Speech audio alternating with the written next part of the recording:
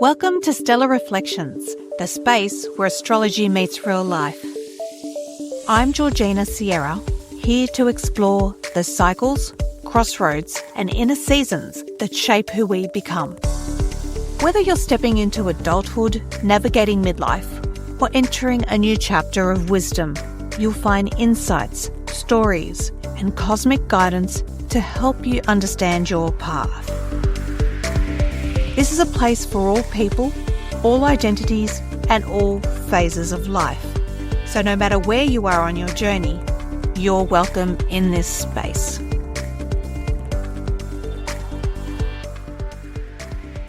Welcome back. You know how sometimes you might be doing something creative, or it might be an idea and it just keeps coming back at you, like it's an idea that will not leave you alone. Your muses probably are going, you have to talk about this, or you have to write about this. And the thing I want to talk about today is rest.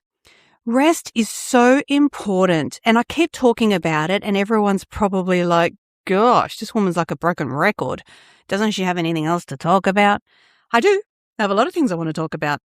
But this one is really, it's bugging me. It's one of those things where the muses are going, Georgina, you have to talk about this. I'm seeing clients, friends, family walking around like zombies, or zombies in disguise, really. And they're just going about their days, but they're exhausted. And I recently wrote about this on my Substack. And the Substack's called We Were Never Meant to Live Like Emotionally Unstable Office Printers. And you're like, what does that have to do with rest? Bear with me. I went on holidays recently, and it was my first holiday in over 2 years. I like to go overseas every year. I've said before that I have my moon in the 9th house, and that's travel. Travel nourishes me. Even when we had COVID, well, not that I had COVID. I'm saying when the COVID pandemic happened, I was heavily pregnant with my second child, and I was like, they closed the borders and you couldn't go out and do anything. And I was like, I don't mind. But actually I did mind, because closing the borders, just knowing, even though I couldn't physically and medically travel, just knowing that I couldn't travel because of that just did not nourish me. So travel is very important to me, and I really wanted to go on this holiday. I even uploaded projects that I'm working on onto my iPad. So I was like, you know what? I'm going to find some time. I'm just going to log onto the internet and just work on this thing, and it'll save it to the cloud, and, I'll be done. And when I get back to Sydney, I'll be able to continue. Yeah, that didn't happen. Not only that didn't happen, I didn't even touch my iPad. It ran out of battery just being on standby, and I didn't even think about it till I got to Sydney. The only time I thought about the thing was to take it out to go through security to get it scanned or whatever. Didn't even open it. I only read my books that I had with me. Yeah, I posted here and there, but I didn't scroll. I started reading my ebooks, which is weird for me. I'm very old school. I like reading, the physical book. I love buying a book or going into a bookshop. Like, you'll lose me. You will really lose me. And, you buy a book and you can smell that fresh paper, and I'm such a bibliophile. And, sometimes you walk into a bookshop and say, I'm only going to walk away with one book. Yeah, right. And you get a new book and you go home and you read it. And I have this to be read list. If you've seen the movie The Holiday, where Cameron Diaz is like, I haven't been on a holiday. I'm going to want to go on a holiday. She's got like 20 books next to her. She's sitting beautifully in first class, and she doesn't read any of them because Jude Law comes along. She finds the love of her life. Spoiler alert. Should have said that first, huh? But I actually started reading ebooks that have been waiting for me for months, if not years. I rested. I really rested and disconnected from the Western world. I slowed down, and I realized, oh my God, I was rushing from one thing to another. Yes, I have young kids, and I also work a day job. I also do my astrology work. And you're probably like, but you're an astrologer. Why do you have a day job? Well, You can make a living as an astrologer, but the bank doesn't recognize astrology as a real job. Don't get me started. Don't let me go there. Anyway, it got to the point where I realized I had days where I'd get up, and I wouldn't get up because I wanted to get up, but because my kids would wake me up, getting them ready for school, dropping them off, come back home because sometimes I work from home, sometimes I'll go into the office, other days I'm doing my astrology work, or it'll be a day off from the day job where I'd either do my astrology work or I'd help mum because she's elderly, she needs more assistance getting out and what have you, take her to appointments. And it'll be day in, day out, going from one thing to another. And if I had a rest day, and if you're a mum or a carer, you will identify that there is no such thing as a rest. You're like, I should be doing something. Something happens when you have kids, whether they come out of you or they don't or you adopt them. It doesn't matter. You've got someone you're caring for. You're constantly looking after them to keep them alive. And it gets you into this pattern where you think that you should be constantly doing something. And you know this deep down, that rest is something. You are doing something. You're taking care of yourself. And when you rest, you don't have to be going through mental checklists. I found myself before this holiday going through mental checklists.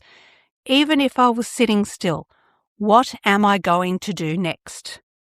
Some days I was doing 3 to 4 things at the same time, chop and change backwards and forwards, and I wouldn't exercise. I would be mentally overloaded. And it took me a while to realize that on the days where I had the greatest mental overload, my brain was working, but my body wasn't. It was just sitting there. So doing exercise, I do Pilates. I'm Taurus rising, so Pilates and yoga are very good for me. Tired my body or relaxed me or grounded me, and I was able to sleep. If I didn't do exercise, now this is just me, it could apply to you, maybe not. I found that if I didn't exercise, I couldn't sleep. My brain would not go into those sleep states where the brain clears up the free radicals. It pretty much files everything like a computer. It defragments everything, it moves everything, files everything into place, and it rearranges, cleans up. And you wake up the next day and you feel refreshed. I was constantly feeling tired, exhausted. And to be honest, I'm in perimenopause. I'm freaking exhausted already. I'm getting too old for this shit, so to speak. And this holiday just made me think, oh my God, we really run around a lot, don't we, in the Western world? Not that they don't in either second world or third world countries or in the Eastern world. They do. But I found people were living differently. There was more of a sense of community where they would find, my extended family finds an excuse to have a party and to get together. Even if a family member is overseas, if it's their birthday, they will have a party for you, even though you're not there. If it's a wedding anniversary, same difference. If it's a death anniversary, any excuse. And I love that. And I'm like, we don't have that. There always has to be an excuse in the Western world to just keep going non-stop. And it really bugged me. It just really bugged me. It was never ending. Now that I'm back, is it still never ending? Yeah, it kind of is. But I'm seeing things differently and I really want to share that. It might resonate with you. You might not. It might resonate with you down the track. You might not come across this episode until, I don't know, the universe directs you to it. And you see stellar reflections. You're like, oh, what's this? You've never heard of it before. And hopefully there's something in here that will resonate with you and you can apply in your way for your life. So in running around and then going on a holiday and then coming back, I really found it interesting that I could apply being on holidays while I'm back in the real world. And you're like, let's see how long that's going to last. No, seriously, it's been at the time of recording 3 weeks and it's working so far. It really is. It takes about 21 days, 3 weeks to put in a habit in place. So how do you rest in such a fast-paced world? 1, put the technology away. Turn your Wi-Fi off if you really can't resist. Or give yourself some time at the end of the day to scroll through your emails. If you have to go on social media, give yourself a block of time. So, especially if you're getting up in the morning, or I would say, let's start from the night before. Don't sleep with technology next to your bed. It's a bit hypocritical to say that. I love watching or binge watching shows before I go to sleep. Sometimes I can't sleep and it helps me sleep. Or I put on meditations. Yeah, different story, but you've got to kill the signal before you go to bed. Try and keep the electromagnetic frequencies down. So, power points that are overloaded with multiple, like you've got an adapter on there. You got one power point, and then you got those adapters that are like with 6 power points, and you got everything plugged in there. Not only does it sound like a fire hazard, but avoid having that especially near your head. Keep it away from your head and out of your bedroom. Your bedroom is just for sleep and sex. Meditations, yeah, probably if you can't find any other place, but it's best to have another place for meditations, somewhere separate.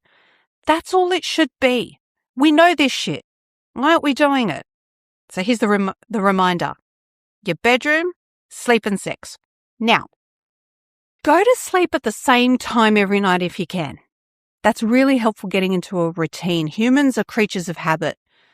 Try and get sunlight into your eyeballs the first thing in the morning, like a rising sun, and at the end of the day, the sunset, even just for a little bit. It helps your brain understand what time of day it is. It starts getting ready. It also helps cleanse and align your chakras too. So while you're sleeping at everything. When you get up, take care of yourself first. Of course, if you have really young children and everything, yep, it is very hard to do. But it's got to get to a point where you brush your teeth first. You go to the toilet first in peace and quiet and do your number ones and number twos without any interruptions. Yes, to my single friends who are childless out there, or to my childless friends, going to the toilet on your own is a commodity. Really is. Without having a little finger go under the door going, Mum, are you in there? For some reason, kids think we're like genies, we can disappear down the toilet. Who knows? But it is a commodity. And I tell my kids when they get up in the morning, first thing you're going to do, you go to the toilet, wash your hands, wash your face, have a shower, brush your teeth, and get dressed ready for the day. Make your bed. They're the first things that you do. Do not pick up any devices for at least an hour after you wake up. Make sure coffee's not the first thing that goes into your stomach. It's either your medications, it's water, definitely. Some people advise for you to take squeezed lemon into your water. That's really helpful. I think also a really good thing is to know what your rising sign is. Your horoscope, they sometimes call it in some cultures, horoscopo, but it's your rising sign, your ascendant, because your ascendant will tell you what is the key thing in taking care of yourself exercise-wise and what you could be prone to health-wise as well, but the things that work best for you. And you know this. You know this deep down what's best for you. Have a good breakfast. Get everything ready for the day. And if you find that you've got to get your kids ready and it's hectic getting ready in the morning and you want to beat the morning rush, prepare things the night before so you're not as rushed in the morning and already stressed. One thing that the schools taught me, one of my son's teachers says he gets them to come in every morning and come up one-to-one to him and tell him on a scale of 1 to 5, and I think they've got colours from like blue, green, yellow, orange and red, where they are at. Because they could have had a stressful morning and they've already rocked up to school and they're anxious. And then they check in with them during the day. So if a kid comes in at orange, the teacher knows, oh, okay, hang on, one little thing will tip this kid over and we're going to have a tantrum. Or they're at green and they're going to be fine, they're happy. Or they're at blue and they're really blue. What can we get them to be just a little bit more happy, just to encourage them a little bit more? So check in with yourself if you're going into work that day. Where are you at? Do you need to get that coffee first? Do you need to walk in and talk to your work bestie about, oh my God, this morning was crap? They might have something to say to you. It really helps. And you get through the day. Now, The workplace these days, yep, it can be hectic. You might be given 30 billion trillion things. But what I always do is ask my manager, what is a priority? What do you need today? It might be one or two things. There might be a time limit where they really need stuff. Prioritise your work. If it can wait until tomorrow, or you're a part-time worker and it can wait till the next time you're back at work, put it in your calendar. I have this planner, and I'm not endorsed by anyone. I have not been paid by anyone in endorsing this. I am making a personal recommendation, and they're called Steph Pace planners. Oh my God, it is a godsend. Now, not that anyone else's planners are not good, but I found this one for me to be amazing. There's different types of planners. There's business planners, there's stuff like that, but you have like a full page. You could put the hours in. There's a to-do list. There's things to plan, things to check in, how much water you're taking, exercise, and you can plan ahead and you can dump everything that's in your mind and put it in there. I also have, again, not endorsing this. I have not been asked to endorse this, but a honeycomb collective almanac. It's also a diary, and it has, according to my birth date and the mundane astrology, so astrology that's happening that applies to the whole world, but also what's applying to me every single day, what is happening. I've also put in zodiacal releasings. I've also put in void of course moons, which I'm going to talk about shortly with rest. It's got everything in there. Plan, plan, plan. Write things down. If you can't sleep in the middle of the night and it's 3 a.m., write things down and get them out, because sleep is essential. All you have to do is stay up 48 hours and see how shit you'll feel. I'm saying that a lot today, aren't I? Sorry. But it's true. You will feel really bad. And then you get a good night's sleep and you open your eyes and your brain's like, oh, good morning. Here's what you need to do next. And you're like, oh my God, why didn't I think of that?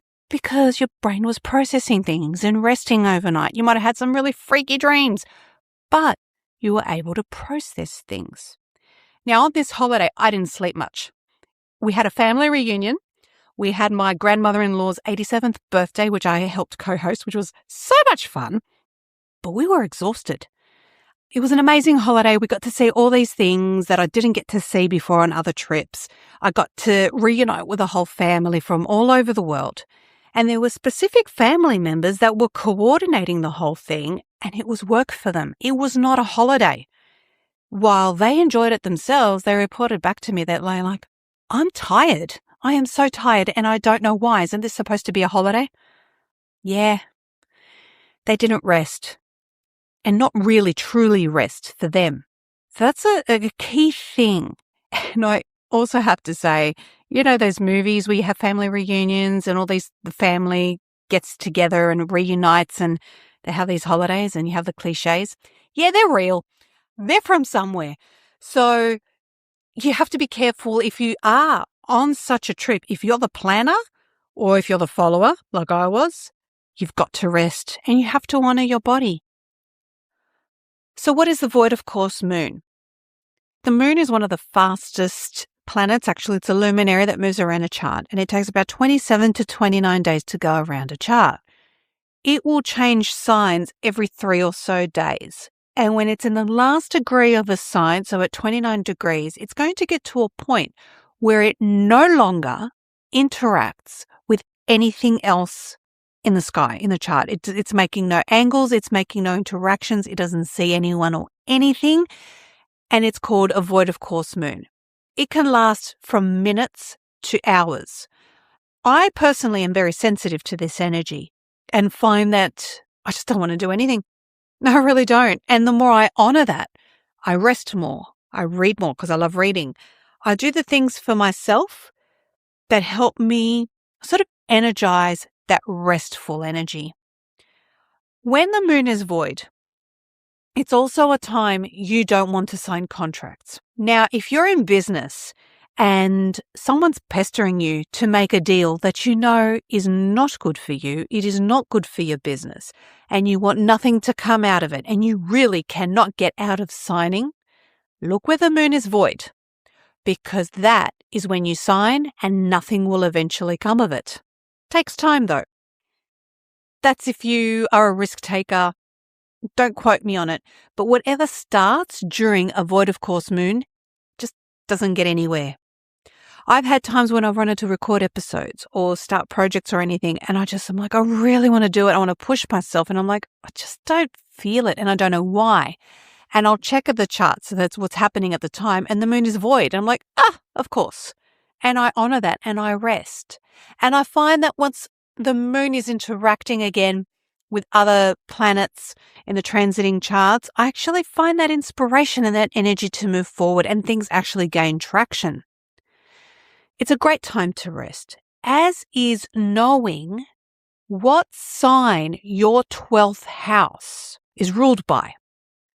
You can go on astro.com or AstroSeek and put in your birth details, or get your favorite astrologer to have a look for you and tell you about this and then explore it more. But when your moon is transiting, it's moving around your birth chart. So your birth chart is set, and a transiting chart is the movement of those planets since the time you're born. I mean, the moon, as I said, the moon moves quite fast.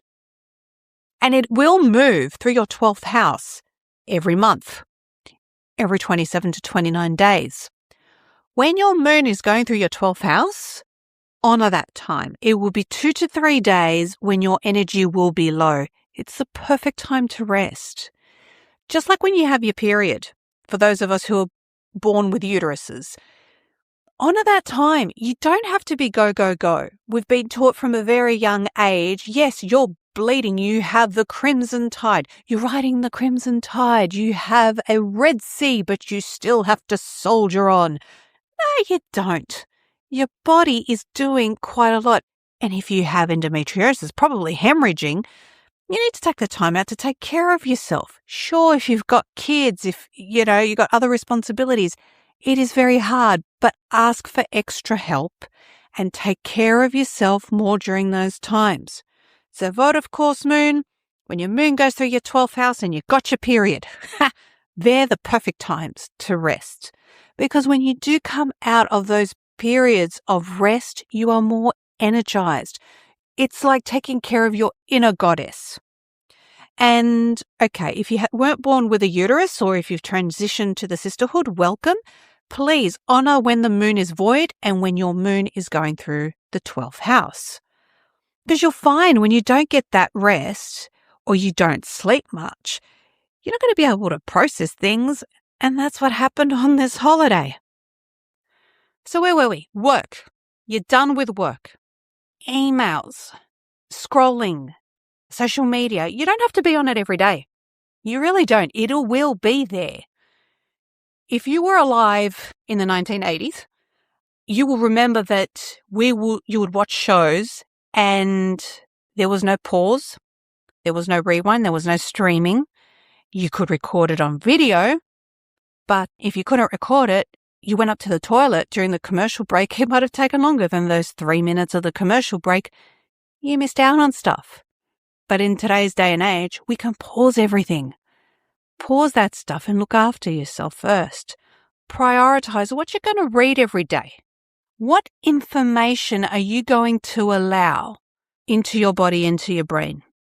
Now, I don't watch the news. I have selectively chosen to be ignorant when it comes to world news. If something's going to happen, I will find out about it. I know I will, because that's something that people are not going to hold within themselves. They want to talk about it with other people. They want to process it.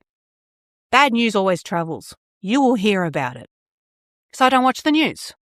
I don't read the newspapers unless I hear about something and there is information that I really need to look into, as biased as it may be. Let's not go down that path. I will look into that. And my kinesiologist said, you've got to be careful what you put into your body, what you watch, what you say, what you read, because if it's something that is negative, it can really affect your energy levels and how your body reacts.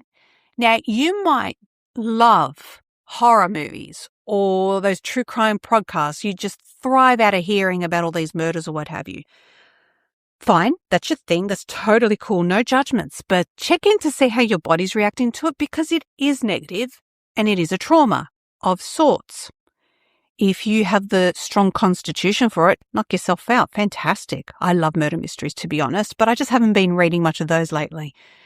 But you have to be careful of what you're eating, how you're spending your time, what drains you. You have to identify what makes you thrive and how you spend your time for it to be right for you.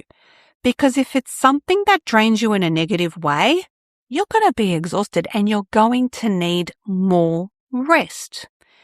And if you don't listen to your body is going to break down slowly. Not break down. Let's rephrase that. You know the word disease? If you break it up, it's dis-ease. It's not happy. It's unsettled. It's uncomfortable.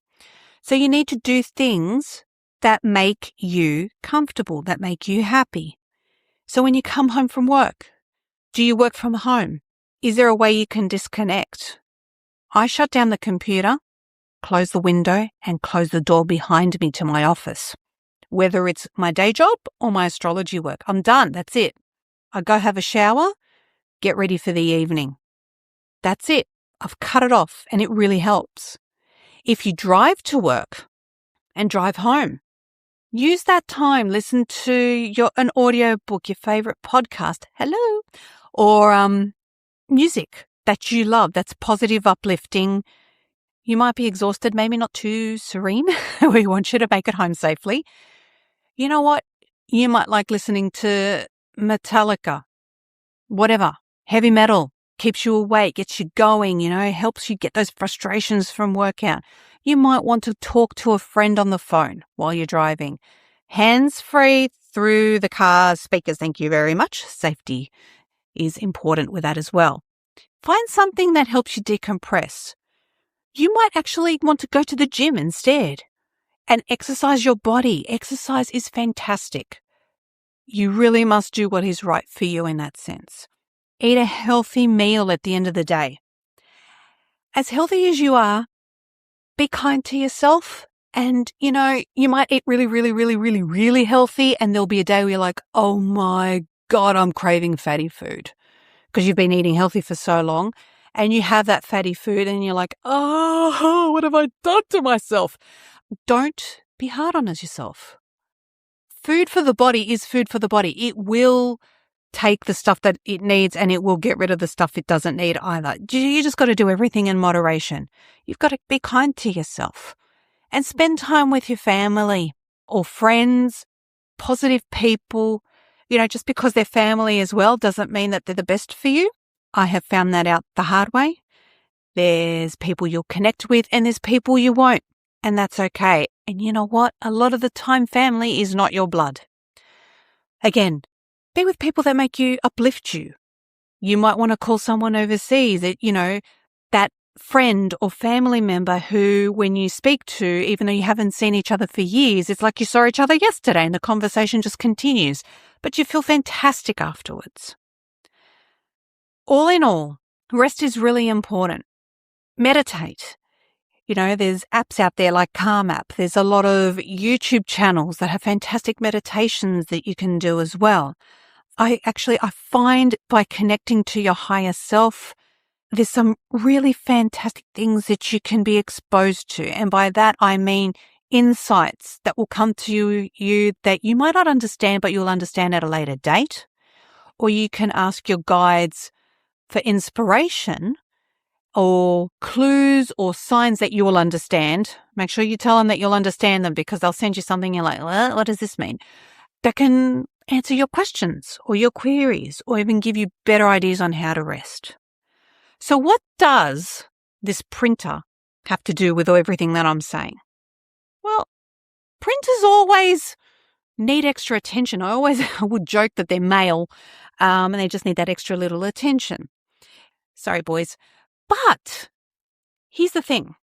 Let's imagine we've got this big open space office and we've got this huge printer in the middle. I mean, it can do printing. It can do black and white, color printing, faxes, if you know what that is. It can send emails. It can make coffees. It can give you massages. They're like those big things that you're like, oh my God, what? How old was I when I discovered that this thing exists? And everyone's sending all these things for it to print. They don't consider that the ink might be running out. The paper might be low. The heads might need cleaning. The little printing nozzles are out of alignment or anything like that. They just keep sending things through. And the printer just keeps printing. And it keeps printing. And then it's like, blah, blah, blah, blah. And it stops. It's run out of ink. It's run out of paper. Everything's out of alignment. And it's chewed up your printout that your boss asked you for, and it's a deadline, and you're like, I can't get to it. What do you think's happening to the printer? It needs rest. Now, the printer is not sentient. It's not going to sit there going, excuse me, I'm tired and my ink is low and I need paper, I'm hungry. Paper, hello? It's not going to say that. We need to take care of it. If it was sentient, it would be like, I've just got to put some more paper in here. Oh, I need some ink, thank you. Wait your turn, one at a time. I can't print an email and fax everything at the same time, thank you. Sound familiar? Now, the human brain cannot multitask more than 2 items at the same time. Where on earth this multitasking thing came out of, I don't know where. I mean, seriously, if someone can tell me, please let me know. But it's too much. It's way too much for anyone. People are exhausted. One thing at a time. So if you'll find yourself that you are like this printer, take time to say, I need rest. Get one of those fantastic planners, whichever one resonates for you. I don't care which one it is. And when you have a free day, and that's what I did when I got back from these holidays. Oh my God, it was exciting. I was planning my week ahead and I was saying to my husband, guess what? I got nothing planned for the weekend. I was so excited. I'm not crying. I'm actually smiling. I'm going to burst out laughing. I remember days when I used to be bored out of my brains, pre-kids, pre-husbands, pre-everything, because I had nothing to do. And I had so much to do that I got so tired. I'm back to, when will I have a day when I'm bored again? Not that I'm ungrateful, but I just overdid it. So if you find in your planner or in your calendar, diary, whatever you use, that you have a day off, maybe keep it off. Maybe stay in your pajamas the whole day and binge watch something.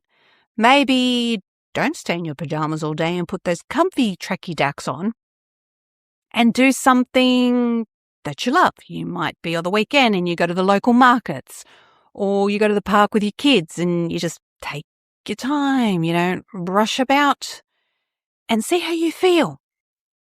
Turn that damn phone off. Unless you really need to, like you're on standby, you've got people you've got to care for or something like that. But even then, if you are in a caring role, depending on your circumstances, don't quote me on this, you can make this judgment. You do need to take time for yourself. You can't always be there 100%. You do need to plan things for yourself. And for others, you make sure that the people that you're taking care of are taken care of. But you do need to put that oxygen mask on yourself first. I hope this makes sense. Please let me know if this has been helpful. I've certainly found this trip to be amazing, and you're probably wondering, do I have to go on holiday overseas to see this? Not necessarily. If you have kids in the school holidays, well, here in Australia are coming up in a few weeks, or if you're overseas, well, schools are finishing soon, unless you're in Asia, when the Philippine schools are starting soon. But I think in the Americas and Europe, schools are finishing soon in the Northern Hemisphere. See if you can take some time out and do nothing with your partner, with your kids. Stay home for a bit. Just do your thing. You don't always have to be connected to the world. And when you do rest, you're able to take care of yourself, others, and be your true self out in the world as well. I hope this has resonated with you. I'd love to hear from you if it has, or if you'd like me to talk about other things on this podcast, as I have a few episodes left for this year.